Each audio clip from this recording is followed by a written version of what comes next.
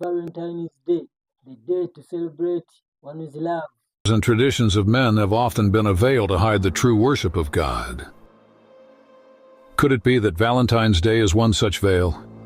Could it be that beneath the romance and the sentimentality, there is something else? Something that God never intended his people to take part in? What if I told you that the world's most celebrated day of love is built upon something far darker than you've ever imagined? That the flowers, the chocolates, and the sweet words exchanged between lovers all trace their roots back to something ancient, something hidden beneath layers of time and tradition? Valentine's Day. A day that fills the air with romance, a day when lovers express their devotion, when stores overflow with gifts wrapped in red and gold, and society whispers in every ear, if you love someone, today is the day to prove it. But should love, true love, be dictated by a date on the calendar? Should love be something we are told to celebrate because the world commands it? Or should love be something deeper, something eternal, something far beyond what this world can comprehend? We need to ask the hard questions. Where did this day come from? Who declared it to be the holiday of love? And more importantly, what does God think about it? Because here is the truth. The world has conditioned us to celebrate without question, but history does not forget. It whispers from the past, revealing things that many would rather remain hidden. And when we trace the history of Valentine's Day, we find that it is not a day of biblical love at all. It is not a day that honors marriage, purity, or the selfless love that God so beautifully designed. No, it is a day that carries the fingerprints of something else entirely. Yet, how often do we stop to ask? How often do people pause in the midst of their celebrations to wonder, where did this day come from? Who named it? Who gave it meaning? And does that meaning align with what God calls us to? It is no secret that Valentine's Day has become a commercial empire. The world has turned love into a product, something to be marketed, packaged, and sold to the highest bidder. In the United States alone, billions of dollars are spent each year on flowers, jewelry, and romantic getaways. Companies capitalize on emotion, using sentimental advertisements to persuade people that the more they spend, the more they love. And the people? They follow, almost without question. They rush to buy gifts, feeling the weight of expectation pressing upon them. A husband feels guilty if he doesn't surprise his wife with something expensive. A young man scrambles to find the perfect words to impress his sweetheart. A lonely heart aches feeling left out of the grand spectacle. The world has dictated that love must be put on display, that it must be proven by things that fade away. But is this the kind of love God calls us to? The Bible paints a different picture of love. Charity suffereth long and is kind. Charity envieth not. Charity vaunteth not itself, is not puffed up. The love of God is patient, selfless, and pure. It does not boast. It does not demand to be seen. It does not need a special day to exist. It is not something that is validated by gifts or grand gestures. And yet, the world has taken love, the most sacred, beautiful thing that God has given, and has made it into a transaction, a fleeting moment wrapped in fancy paper. Think about it. Why is love confined to a single day? If a husband forgets to buy flowers on February 14th, does that mean he no longer loves his wife? If a young woman receives no chocolates, is she unworthy of love? What happens when the flowers wilt, when the chocolates are eaten, when the excitement fades? The world's version of love is temporary. It thrives on emotions that rise and fall, on passion that burns bright and then flickers out. But the love of God? It is constant. It does not depend on the calendar. It is not measured by outward things, but by the heart. But where did this tradition come from? Who decided that love needed a day of celebration, a day when the world would stop and acknowledge it? Surely, if love is genuine, it should not need a reminder, nor should it be something that comes and goes like a passing trend. Many people do not question it. They simply follow what has always been done, believing that Valentine's Day is a harmless, even beautiful tradition. But history tells a different story. This day did not begin with love nor with selflessness. It did not originate with the Bible, nor with anything sacred. It was shaped by ancient rituals, molded by time, and eventually refined by the hands of those who saw an opportunity, not to spread love but to profit from it. And so the world continues on, caught in a cycle that it does not fully understand. Beneath the chocolates, flowers, and declarations of romance lies a history that most would rather forget. A history that did not begin with purity or devotion, but with rituals that honored gods of passion, fertility, and indulgence. To truly understand what this day represents, we must peel back the layers of time, stripping away the sentimentality, the commercial polish, and the carefully constructed narrative, and return to where it all began. Ancient Rome, in the shadow of a festival called Lupercalia. Lupercalia.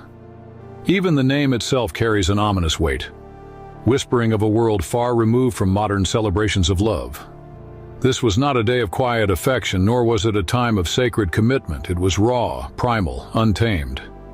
It was a festival that existed long before red hearts and candlelit dinners, a festival rooted in rituals of blood, superstition, and unrestrained desire. Between February 13th and 15th, the Romans would gather for a rite that was meant to purify the city and ensure fertility for the coming year. But this was no ordinary purification. The priests, known as the Luperci, would stand before an altar where they would sacrifice goats and dogs. The animal's blood would be smeared upon their foreheads, wiped away with wool soaked in milk, and then, laughing as tradition demanded, they would take the skins of the slain beasts and run through the streets. They did not run aimlessly. They had a purpose. Women, many of them eager participants, would step forward, lifting their garments, stretching out their hands, waiting to be struck by the bloody, tattered hides. It was believed that this ritual would grant them fertility, that it would ensure a safe pregnancy and a healthy child in the year to come. To the modern mind, this seems strange, even grotesque. But to the Romans, it was part of life, a tradition passed down for generations, a ritual embedded in their understanding of the gods and their power. And then there was the matchmaking. Unlike today's concept of romance, where relationships are built on choice, commitment, and genuine affection, the pairings of Lupercalia were left to fate, or rather to chance. The names of young women were written on pieces of parchment and placed in a jar. The men would each draw a name at random, and for the duration of the festival, the two would be considered a couple. Some remained together beyond the festivities, others did not. But the nature of these relationships was far from the biblical standard of love and purity. They were built on impulse, on desire, on the heat of the moment. But why would a society that prided itself on order and civilization celebrate such a chaotic and indulgent festival? The answer lies in their gods. The Romans worshipped Lupercus, the god of shepherds, a deity associated with wildness and protection. They honored Juno Februata, the goddess of love and marriage, believing that she had the power to bless unions and grant favor in relationships. These were gods that demanded celebration, and the people obeyed. Yet, for all its supposed blessings, what did Lupercalia truly bring? Was it purity? Was it faithfulness? Was it the kind of love that God designed? One that was patient, kind, and without selfishness? Or was it something else? Something that twisted love into passion, that replaced purity with indulgence, that took the sacred and turned it into a spectacle? The Apostle Paul, living in a world steeped in these very traditions, warned against such things. For this is the will of God, even your sanctification, that ye should abstain from fornication, that every one of you should know how to possess his vessel in sanctification and honor. But the people of Rome had no desire for sanctification. They sought pleasure, and they called it divine. Then came the shift. As centuries passed and Christianity spread, the early church found itself at odds with many of these Roman customs. How could a faith built on holiness, self-denial, and purity coexist with festivals that glorified the opposite? The church leaders had a dilemma. Lupercalia was deeply embedded in the culture. It was beloved by the people. To ban it outright would invite resistance. And so, they did what they had done with other pagan celebrations. They gave it a new name. In 496 AD, Pope Gelasius I made a declaration. Lupercalia would be no more. In its place, a new celebration would arise, one that honored a man named Valentine, a supposed martyr of the Christian faith. It was a clever move. The people could still celebrate on the same day, but instead of calling it Lupercalia, they would now call it St. Valentine's Day. But did changing the name change the heart of the festival? Did the people suddenly forsake the old ways, casting aside their superstitions and lustful practices? Or did they simply continue as they always had, only now with a Christian label? This was not the first time such a thing had happened. The church had followed the same pattern with Saturnalia, which became Christmas. They did the same with the festival of Ishtar, which became Easter. And now, Lupercalia was being given the same treatment. But was this what God desired? Was this how holiness was meant to be pursued? By blending light with darkness, by painting over idolatry with a thin layer of Christianity? The Bible warns against such compromises. Take heed to thyself, that thou be not snared by following them, that thou inquire not after their gods, saying, How did these nations serve their gods? Even so will I do likewise. Thou shalt not do so unto the Lord thy God. Yet this is exactly what happened. The customs of the world were not cast away. They were adopted, repurposed, given new meanings, but the roots remained the same. And so Valentine's Day was born, not from the heart of God, but from the traditions of a world that did not know him. The sacrifices, the rituals, the pairings, all of it survived in some form, hidden beneath the illusion of innocence. And today, people still celebrate, unaware that what they embrace as a day of love was once a festival of indulgence. The world does not question. It does not ask where things come from or whether they belong to God. It follows, it repeats, it celebrates. But those who seek truth must be different. They must look beyond the surface. They must ask, what does God say about this? Does this align with His will? Is this the kind of love He calls us to? Because if love is to be honored, it must be honored in truth, not in the traditions of men, not in the remnants of ancient gods, not in rituals that once celebrated lust, now wrapped in a more acceptable form. True love, the love that God gives, does not need a festival. It does not need a date on the calendar. It does not need to be repackaged from something unholy. It already exists, pure, untainted, eternal. And so, the question must be asked, if the foundation of something is corrupt, can what is built upon it be pure? If the origins of Valentine's Day lie in the excesses of Rome, in the rituals of Lupercus, in the matchmaking of chance rather than the sacred commitment of marriage, should it still be embraced? The world does not ask, but we must. The world speaks of St. Valentine as though he were a single clear figure. One man, one story, one legacy of love and devotion. But history, when examined closely, does not tell such a simple tale. Instead, it offers fragments, conflicting accounts, layers of legend stacked upon one another until truth itself is lost beneath the weight of tradition. Who was St. Valentine? That question should be simple. And yet, when historians search for the answer, they find not one man, but several. The records whisper of at least 3 different figures, all of whom were called Valentine, all of whom were martyred, all of whom were remembered in different ways. Some say he was a Roman priest, executed under Emperor Claudius II for defying the empire's laws. Others say he was a bishop in Terni, a man who worked in secrecy to wed Christian couples when marriage was forbidden. And still, another account claims that Valentine performed miracles, that he laid his hands upon the blind daughter of a judge and she was healed. But the strangest part of all is this: these stories did not arise at the same time. They evolved. They changed. They were woven together long after the supposed events took place.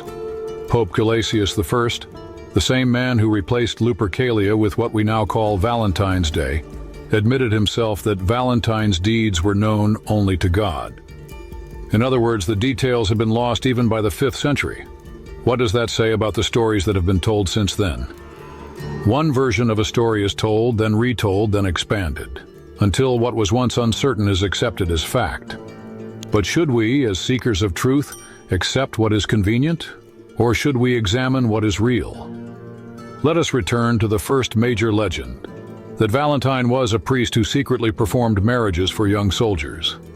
The story says that Emperor Claudius II had outlawed marriage for men in his army, believing that single soldiers fought more fiercely than those who had families to return to.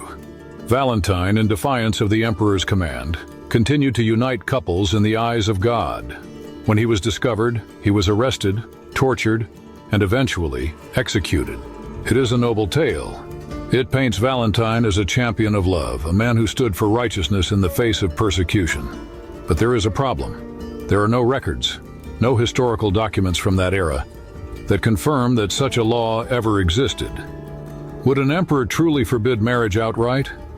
Or is this a later addition to the story, a way of turning Valentine into a romantic hero, rather than simply a man who was executed for his faith?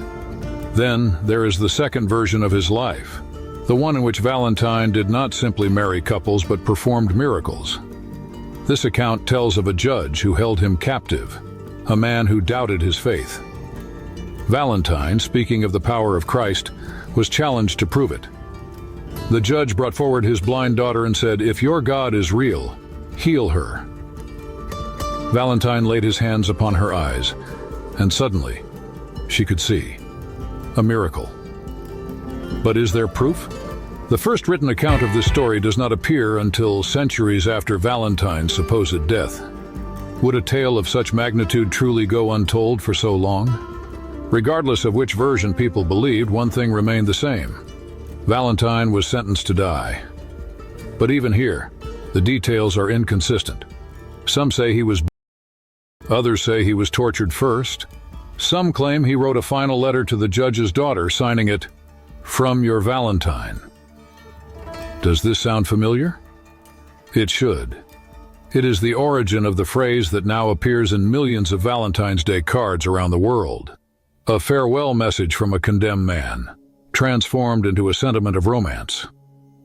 But if the truth is so uncertain, if the identity of Valentine himself is clouded in mystery, why has he been remembered at all? The answer lies not in his life, but in the world's desire for symbols. By the time the Middle Ages arrived, Europe was steeped in legend. Stories of saints were told and retold, and as Christianity spread, traditions were built upon stories whether they were true or not. Chaucer, the famous English poet, wrote of Valentine's Day as a time when birds chose their mates, tying the day to the theme of love. By the time the 19th century arrived, Valentine's Day had fully transformed. No longer was it about a saint's supposed martyrdom. It was about romance. The Victorians, obsessed with sentimentality, turned it into a holiday of passion and affection. The greeting card industry flourished, poets wrote verses about love, gifts were exchanged. The transformation was complete. The day that once replaced a pagan festival had become something else entirely. A commercial powerhouse, a day of indulgence, a day where the true history was forgotten and only the marketable version remained. Yet, if the foundation of something is uncertain, what does that mean for what is built upon it? If the man behind Valentine's Day is more fiction than fact, then what exactly is being celebrated? But perhaps the strangest deception of all is not the story of Valentine, but the symbols that have endured with him. Because when people think of this day, when they envision love itself, they do not see a martyr. They see something else entirely. They see a small, winged figure with a bow and arrow. Cupid. He is drawn on cards, painted on shop windows, molded into chocolates. He is harmless, innocent, a mere symbol of affection, or so the world believes. But who, truly, is Cupid? Where did this figure come from, and why has he become the face of modern love? To answer that, we must travel even further back. Because before there was Cupid, there was Eros. Eros, the Greek god of passion and desire. Unlike the childlike figure we see today, Eros was not always portrayed as playful or sweet. The ancient Greeks described him as powerful, dangerous even. His arrows did not simply inspire romance. They drove people into uncontrollable lust, into obsession, into madness. To the Romans, Eros became Cupid, the son of Venus, the goddess of love. and the stories of his arrows remained the same. Those struck by them did not fall in love in the way that the Bible describes love, selfless, patient, kind. No, they fell into passion, into infatuation, into something that consumed them, ruled over them, and often led to destruction. And the heart symbol? The one drawn across Valentine's cards, used as a universal emblem of love? That too has roots in ancient fertility rituals. The heart, stylized in the way we recognize today, was once associated with temple worship, with rites dedicated to the gods of passion and reproduction. And yet these symbols persist. They have been carried forward, stripped of their original meanings, repainted into something beautiful. But should we be content with that? Should we accept something simply because its meaning has changed on the surface? Or should we, as truth seekers, ask ourselves, what are we truly celebrating? Because the Bible warns us of such things. It reminds us, "Be not conformed to this world, but be ye transformed by the renewing of your mind, that ye may prove what is that good and acceptable and perfect will of God." If the world embraces something, we must ask why. If history is rewritten, we must seek the truth. If a celebration has foundations in deception, we must question its purpose, because love, true love, is not found in myth, nor in sentimentality, nor in the traditions of men. It is found in the one who is love itself. So, as people celebrate, as they exchange gifts and send messages signed "From your Valentine," one question must linger in the air. Who, truly, was Valentine? And why does the world work so hard to remember him? And this is where the question must be asked. Should Christians celebrate Valentine's Day? Some will argue that it is harmless, that it is only about showing love, that it does not have to be connected to its history. But does God ever tell his people to take something unclean and try to use it for good? "Come out from among them, and be ye separate, saith the Lord, and touch not the unclean thing, and I will receive you." 2 Corinthians 6:17. There is no room for compromise in those words. There is no suggestion that something can be reshaped into righteousness. There is only a call to leave it behind. And yet, the world whispers otherwise. It tells believers that there is no harm in participating, that their intentions are what matter. But is that true? Does intention erase origins? If a day was born in sin, can it ever truly be purified? If a celebration was founded in lust and indulgence, does it suddenly become holy when we decide to use it differently? The Bible never instructs believers to celebrate Valentine's Day. Not once does it command a day for romantic love. Instead, it calls for love that is lived out daily, not confined to a date on the calendar. It calls for love that is pure, not wrapped in the remnants of ancient impurity. Love suffereth long, and is kind. Love envieth not. Love vaunteth not itself, is not puffed up. 1 Corinthians 13:4. Love is not an event. Love is a way of life. Yet the world has taken love and sold it. It has turned it into a business, a product, a thing to be bought and measured. Valentine's Day has become a celebration of worldly love, a love that is fleeting, a love that is tied to emotion rather than commitment. And the people follow, spending billions each year, exchanging gifts as though that is what love requires.